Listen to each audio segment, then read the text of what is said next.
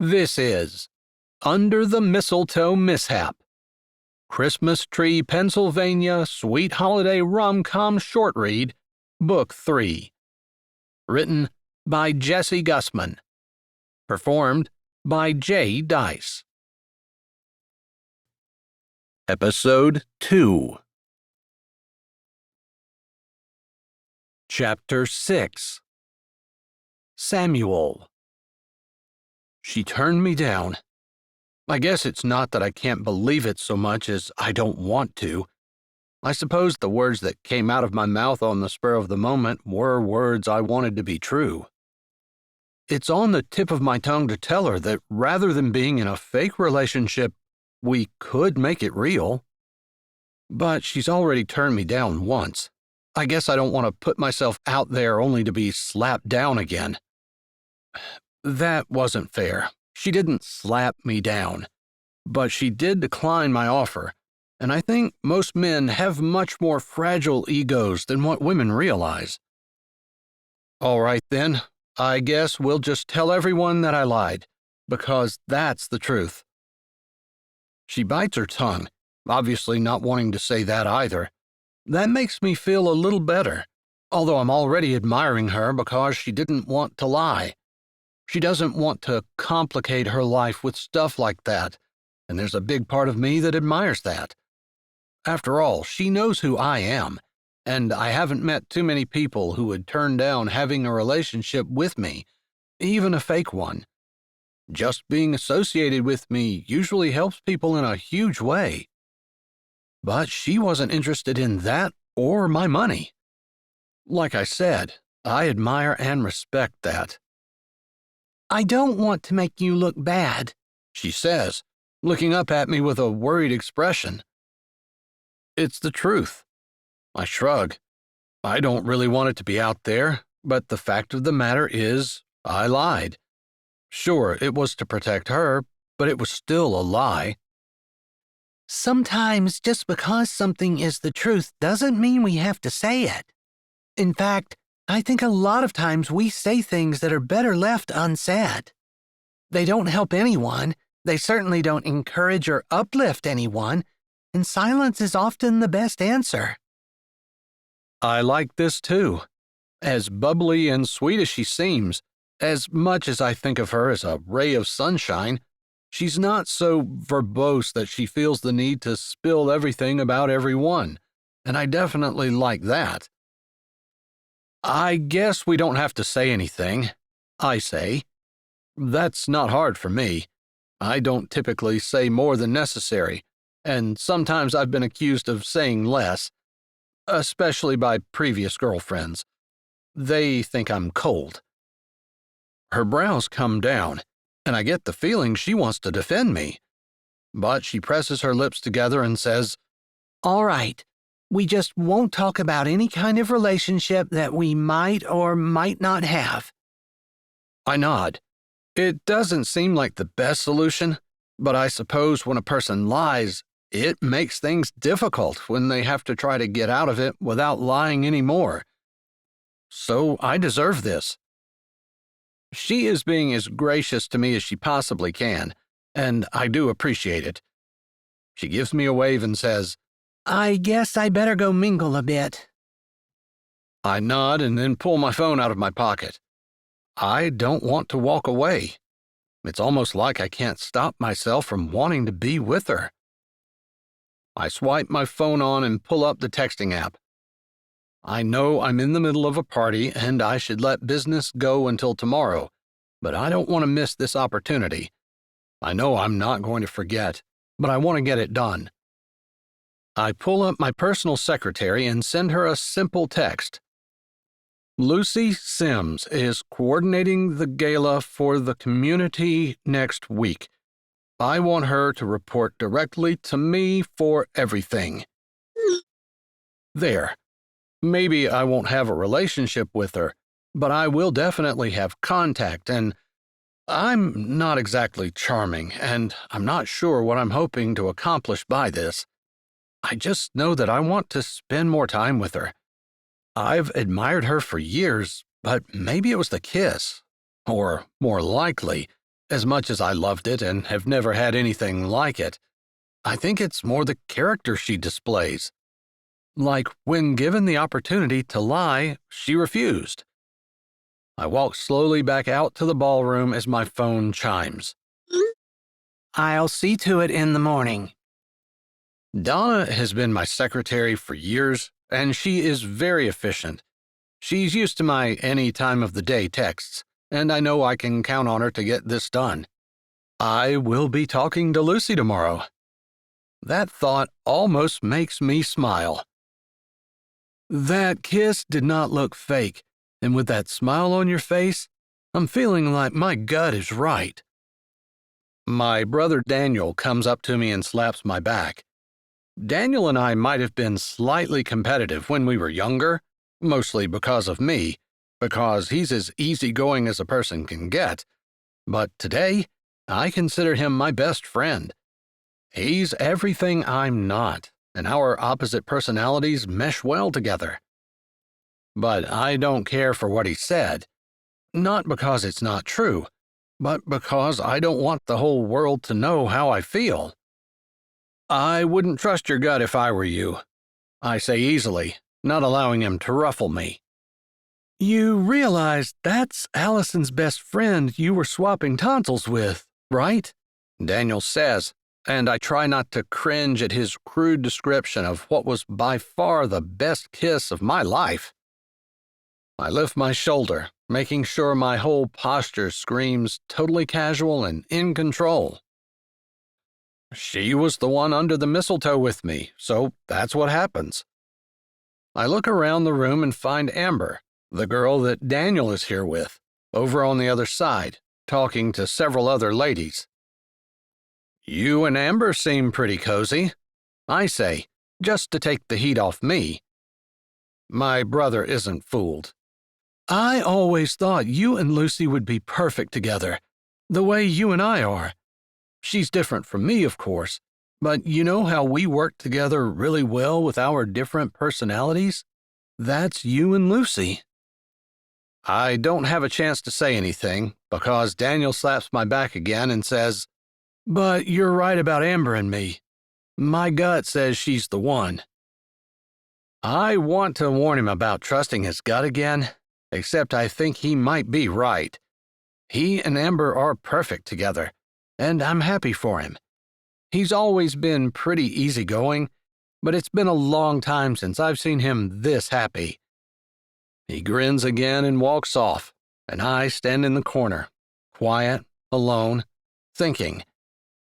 I feel a little bit like it would be ironic for Daniel and me to both find the girl of our dreams within a couple of days of each other, but I can't get Lucy out of my mind, and her character and her integrity are so appealing.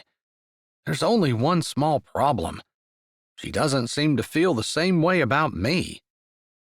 Well, I have the next week to launch a charm offensive.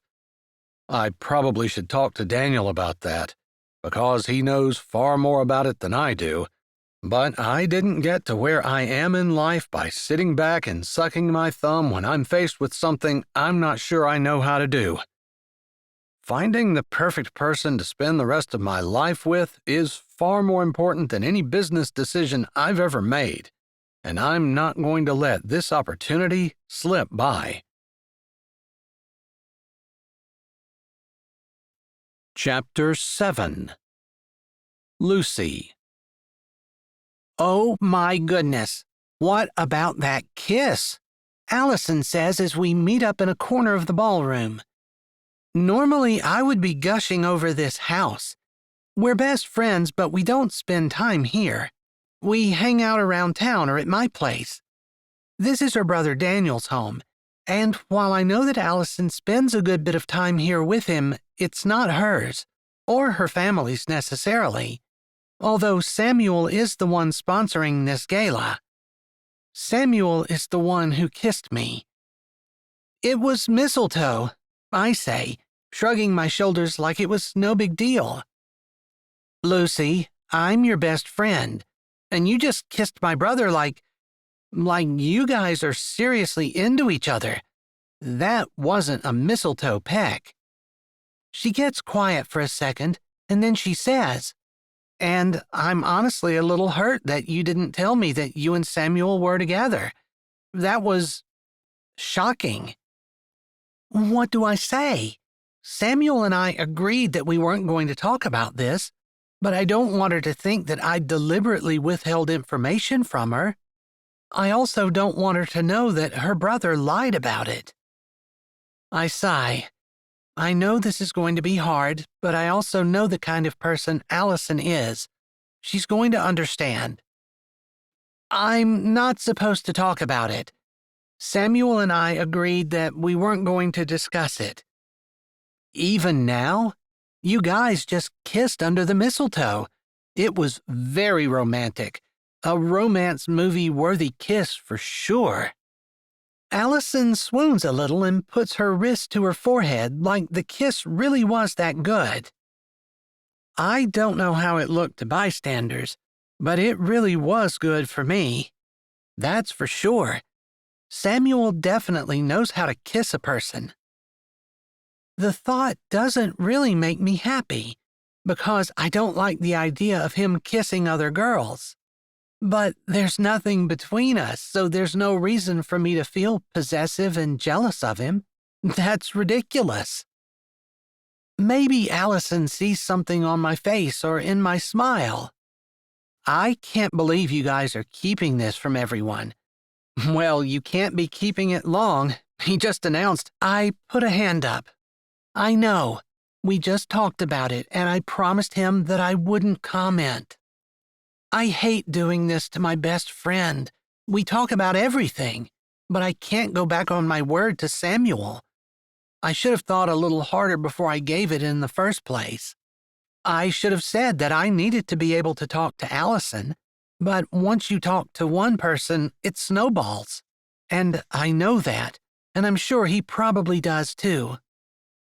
I didn't even know Samuel was interested in you. But it's obvious from the way he was looking at you. I know a lot of people think that he's a jerk, not just because he's a billionaire, but because he is also quiet. But you know him. You know he's not like that. I do know the reputation he has around town.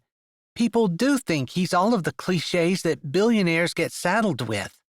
Greedy, mean, business cutthroat.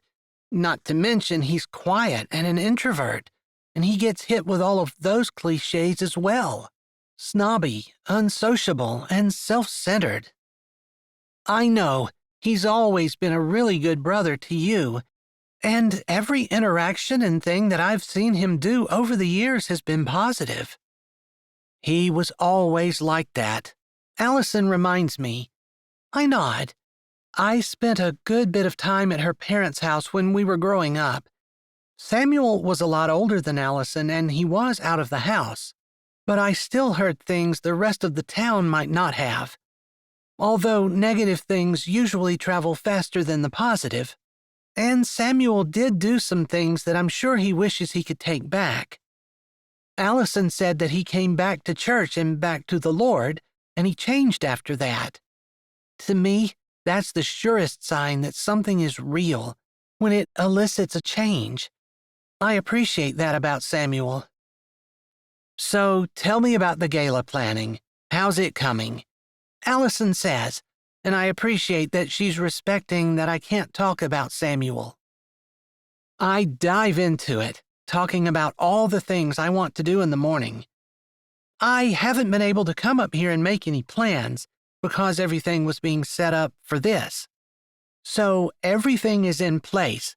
I just have to get in the house tomorrow and do some fine-tuning. It'll probably take all week, because there are a lot of moving parts, but I'm excited about it. Nervous? Allison asks, giving me a knowing smile. I forgot about my nervousness tonight, but it'll start back up tomorrow. It's not nervousness so much as I feel pressure to make this turn out perfectly. I do want people to see Samuel in the very best light, and that's how I'm seeing it. She already knows that, because I talked to her about it a good bit, but it's true. Samuel is an awesome person, and I want the world to know it. Chapter 8. Samuel. I'm waiting in the East drawing room the next morning before 7 o'clock. I know Lucy is always early, and she doesn't disappoint today either. It's 5 till when I hear a knock on the door. "It's open," I call out, wondering why I feel more nervous about facing Lucy this morning than I do about facing an entire boardroom of men to talk about a $100 million business venture. I'm standing at the window, but I hear the door click closed. I don't turn around. I'm still trying to marshal my thoughts. How am I going to do this? I've never been good at wooing a lady. I just am honest, and women are usually attracted to me for my money. I don't have to do anything in order to win them. "Good morning, Samuel." Lucy's friendly voice comes from behind me. Somehow her voice reminds me of our kiss last night, and a warmth spreads through me that has nothing to do with the morning sun on my face. "Donna said you wanted to see me. I'll just be honest, I'm worried that I'm doing something wrong. Are things going wrong with the gala?" "Everything's just fine," I say, taking another deep breath before I turn around slowly. And then I see she's standing in the middle of the room looking as uncomfortable as I've ever seen Lucy look. Normally, she's smiling and happy, bubbling and spreading sunshine wherever she goes. She still looks sunny and sweet, but I want to erase the worried look on her face. "Would you like to sit down for a moment? I ordered some breakfast pastries to be brought when you arrived." "All right," she says, walking over to one of the love seats that faces the coffee table between them. I want to sit down beside her, close, but that's not where we are, and it would be seen as too intimidating, probably. Stalkerish at the worst. She talks before I get a chance, almost before her butt touches the love seat. "Whatever I'm doing wrong, I'm more than happy to fix it. I thought that you approved of everything I did, and I've been going through Donna." I put a hand up. I know she has, and I appreciate everything she's done. "You're doing fine." "I feel like I've been called on the carpet." "I just wanted to talk to you." This was a terrible idea. I put her on the defensive, made her feel like she's not doing a good enough job. And now, instead of my carefully rehearsed speech where I was going to tell her that it was important to me what the town thought of me, and I was hoping that she would work very closely with me in order for me to put the best foot forward, and all that stuff that I was going to say, all I can think about now is I was trying to get closer to her, to somehow be able to be around her, to somehow make her see the real me. And I hoped she would like me, as much as I like her. I would like to shake my head and forget about everything, just wave her off and tell her to continue as she was, that I really didn't have anything to say. But again, I didn't get to be where I am by giving up so easily. "You're doing a great job. Everything that has been run by me has been perfect. It's just, after yesterday." I pause, not sure what to say. "After the kiss?" She supplies for me, and somehow she does it without seeming embarrassed. I want to hide under the couch, but I don't allow myself to even contemplate whether or not there would be enough room there for me. "Yeah, I guess I wanted to work more closely with you." That was a stupid thing to say. Don't kiss someone and then make your working relationship awkward by superimposing the kiss on everything that you do and making the person you kissed work in close proximity with you. I flatten my lips. But I can see now that it was a stupid idea. "You want to work more closely with me because of the kiss," she says slowly. "I assure you, I don't go around kissing people on a regular basis. In fact, you're the first man I've kissed in 3 years since I gave up dating." I hadn't realized she'd given up dating, and I thought I knew a lot about her. "I could add that it was the best kiss I've ever had, but I think that was you and not me. But that had nothing to do with anything other than I promise you, I'm not having weird relationships with anyone in your staff or household." I didn't think you were, I say, relieved to hear it nonetheless. And I'm kind of stuck on the idea that she just said that it was the best kiss she'd ever had, and she's giving me the credit. It kind of makes me want to practice right now. Chapter 9. Lucy. I have no idea why Samuel has called me on the carpet, but I'm feeling a lot of pressure and fear. Is he going to make me quit? But then he said everything I'm doing is fine, and then he started talking about the kiss. I thought we were going to put it behind us, and I had determined in my heart that I was not going to even think about it today, even if I did happen to see him, because I heard that he was going to be staying in town for the week until the town celebration this weekend. I thought I might run into him, and I was trying to convince myself that I needed to do it without becoming flabbergasted or becoming beet red. But I definitely wasn't expected to be called into... It's not his office. It's the drawing room or a morning room or whatever rich people call rooms that one sits in just because of the angle of the sun, and that's pretty much all it's for, sitting in. There are 2 love seats which face each other with the coffee table between them, and beautiful, huge windows that would be absolutely gorgeous to take in the sunrise over the mountains. The sun is up and shining in, giving the room a cheerful, happy look, which I love. Although, right now, I wouldn't mind being able to crawl out and hide under a rock for a while. I just told Samuel yesterday's kiss was the best kiss I ever had and gave him the credit for it. He has to know I have a full-blown infatuation with him now. But I totally get what he's saying about wanting to be involved with the gala. I'm really happy to hear that you're interested in having a hand in it. I tried to do things the way I think you would, or to show off you and your personality to the best of my ability, as well as I know it. You probably know me as well as anyone except for the possibility of Daniel and Allison, even better than my parents. I think your parents know you pretty well. I got a lot of my information about you from them.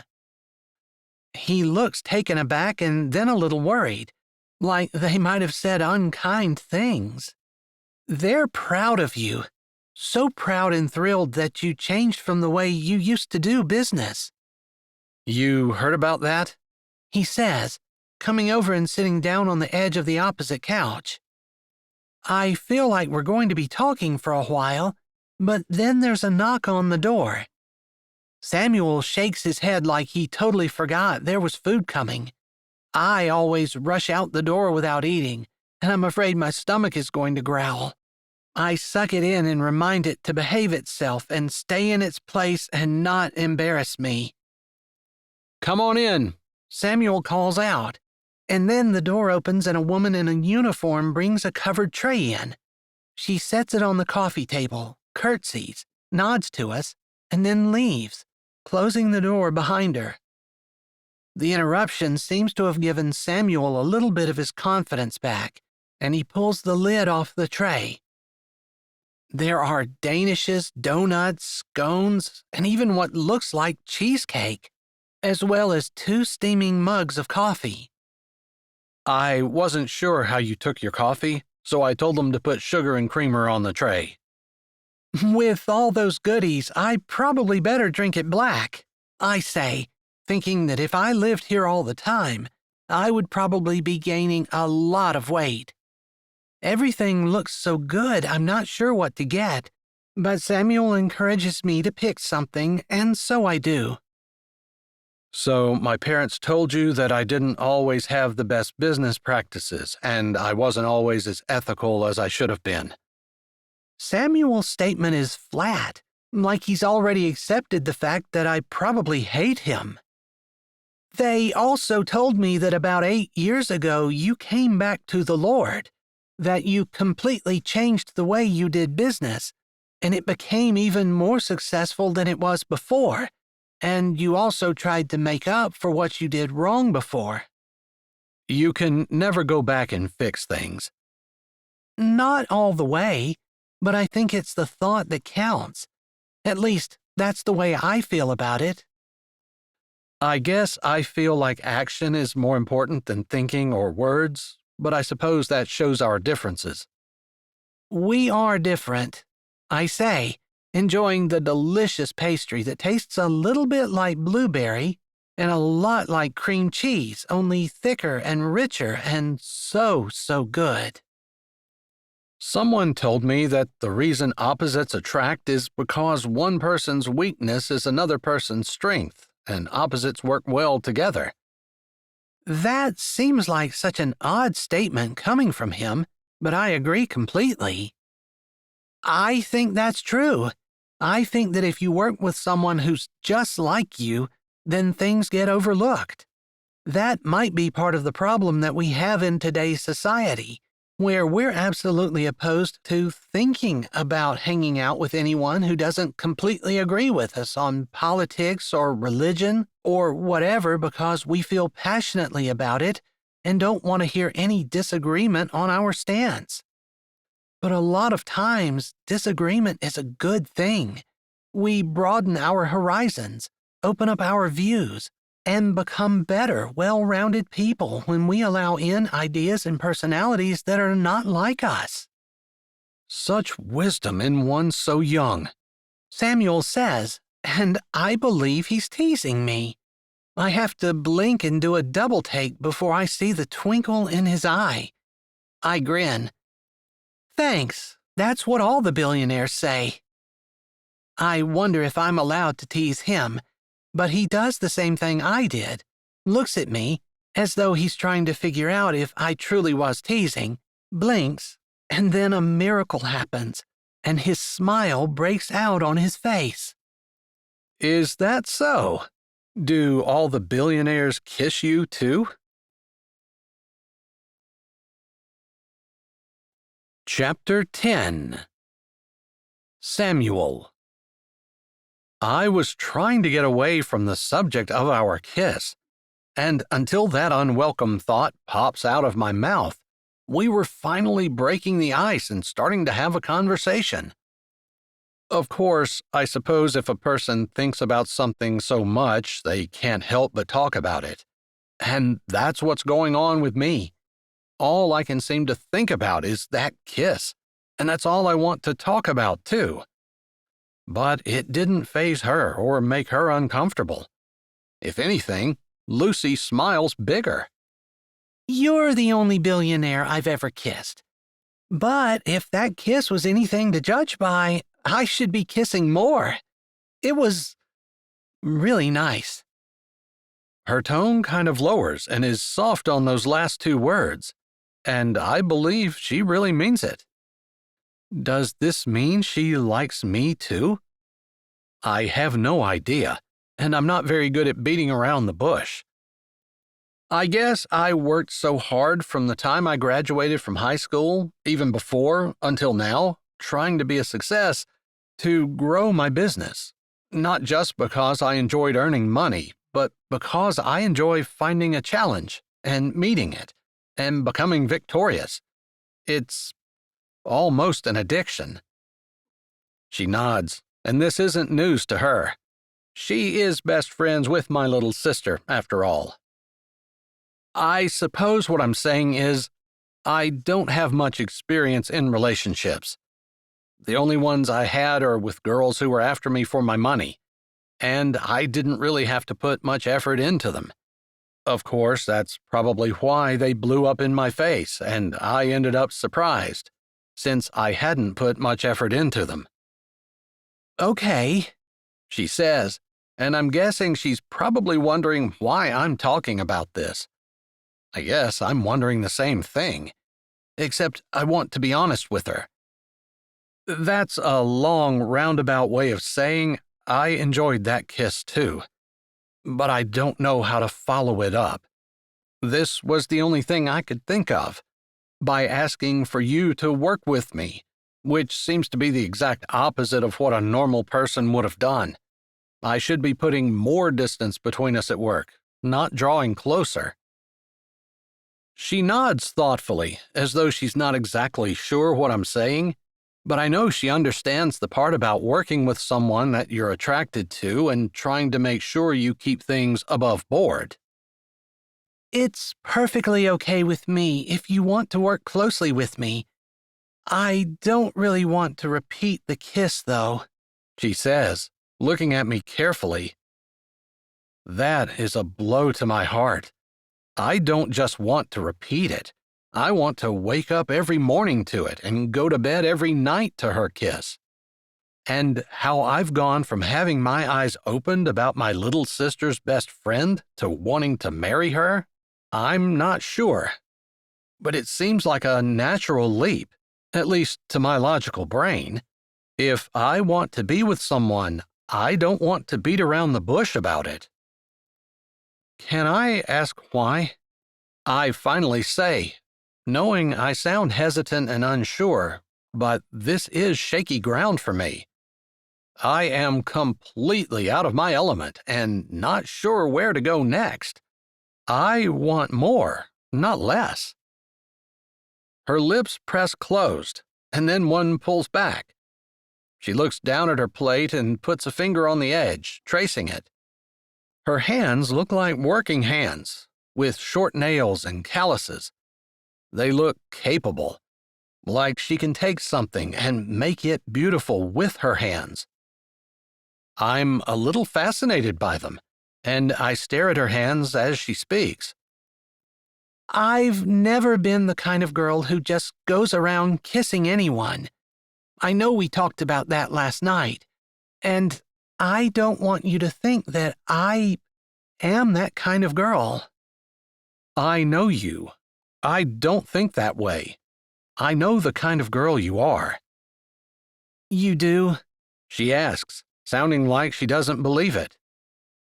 Sure. You're the kind of girl who doesn't want to lie to her friends and family and isn't afraid to tell a billionaire that. You're the kind of girl who doesn't go around kissing just anyone, and the kind of girl who wants a serious relationship, and not something that's built on physical attraction or kissing. I can tell from the expression on her face that I've hit the nail on the head. My problem is, I don't know how to go from kissing to trying to build a serious relationship, and I don't know if you're interested. Her eyes open wide, like that is not what she was expecting me to say. I thought I was getting called in here because I was in some kind of trouble, maybe even getting fired. I was not expecting you to talk about that at all. I'm sorry. I guess I could have searched you out, but then I would be interrupting your work and making you feel like you had to talk instead of work. This way, you know that I'm in charge and that whatever we're discussing is more important than you putting in the time that you're being paid for. She smiles again, and I know that she's surprised that I know what her character is. But I figured that out last night after she didn't want to lie. After all, getting paid for not working is lying, and I was able to connect the dots and know that that would bother her.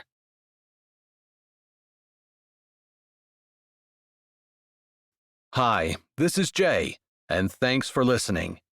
If you're ready for another great Jessie Gussman audiobook, here's one we think you might like. Or check out our latest releases. Don't forget to subscribe to Say with Jay give this video a thumbs up and tell us what you liked in the comments.